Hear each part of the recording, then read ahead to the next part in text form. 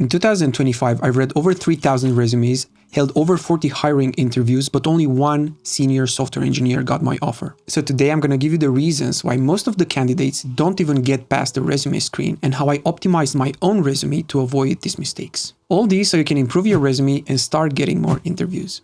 First, how did I get my hands on 3,000 resumes?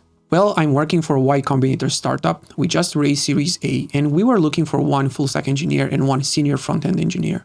Okay, so what I've seen is that most developers start building their resume with the wrong mindset. But this one simple mindset shift will improve your resume crafting skills instantly.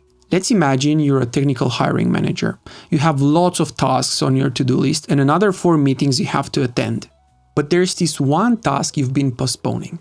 Going through candidate resumes.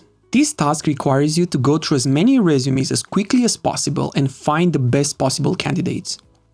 It doesn't matter who you are.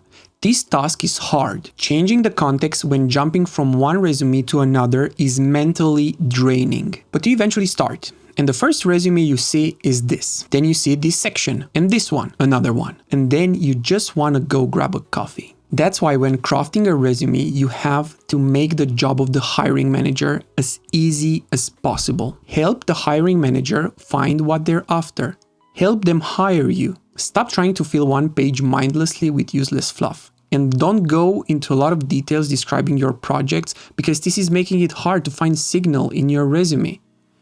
Avoid irrelevant projects and just delete the useless sections. Okay, so this is what not to do.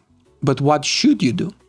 Let me show you a resume section that blew my mind away. But before we continue, make sure to subscribe and let me know if you like the topics I'm talking about in the comments below. What would you like the next topic to be? Alright, so this candidate is doing public speaking and was a podcast guest twice. And look how easy it is to read this section. It is so clean. Anyway, let's talk a bit more about good practices when crafting your resume. There is no general perfect solution here, but you have to iterate until it becomes perfect for what you need. Most engineers treat their resumes like a static PDF, but it's actually a living thing. Let's imagine you have a patch of land. In the beginning, it's empty. You're still learning how gardening works, so you start with basic leafy greens. As you gain experience, you move to eggplants, then master tulips. You eventually build a greenhouse for exotic plants. Once the garden can't fit your needs anymore, you reorganize crops to make room for new ones. Some crops require more research, others are quick wins. In no time your garden is blooming with life. But here's the trap. If you just keep planting without caring for your garden, it becomes an overgrown jungle. Your resume is no different. When you start your career, you have draft 1.0, a basic list of skills and courses you've taken. But then you start working. You ship your first real app. You win a hackathon. You land a freelance gig. You speak at a conference and you put all of it in your resume. When you collect a high-value skill that belongs to your landscape, plant it in your resume. When the resume outgrows, you find a better layout to showcase it. Here's how I landscape my resume for maximum impact. Start writing important facts in bold and weed out unnecessary details.